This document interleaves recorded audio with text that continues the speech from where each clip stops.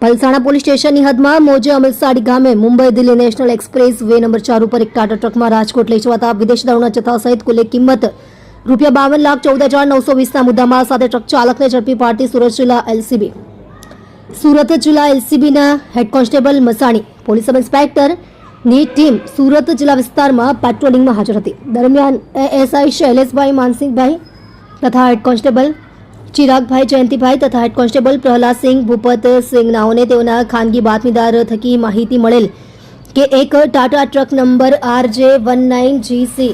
8664માં તેનો ચાલક વિદેશી દારૂનો જથ્થો ભરી મુંબઈ વલસાડ થઈ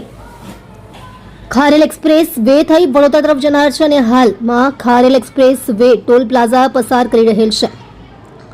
તેવી ચોક્કસ હકીકત મળેલ હોય છે. બાદની હકીકતના આધારે એલસીબી સ્ટાફના માણસો દ્વારા મોજે અમલસાડી ગામે Mumbai Delhi national express way number 4 ઉપર નાકાબંધી કરી બાદની હકીકતવાળી ટ્રક નંબર RI19GC 8664 અટકાવી ટ્રકના પાછળના ભાગે ચેક કરતા વિદેશી દારૂનો માતબર જથ્થો મળી આવેલ,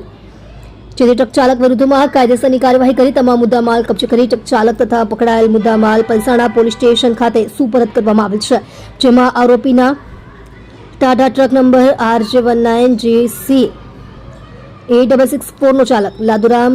રામ રખરામ બિશ્નોઈ ઉંમર વર્ષ 29, ધંધો ડ્રાઇવિંગ, રહે ભીકમકોર, તાલુકો થાના, લવોડ, જિલ્લો જોધપુર, રાજસ્થાન. વોન્ટેડ વિદેશી દારૂનો જથ્થો ટ્રકમાં ભરાવનાર દિનેશ વ્યાસ, જેના પૂરા નામ ઠામની ખબર નથી. વોન્ટેડ રાજકોટ ખાતે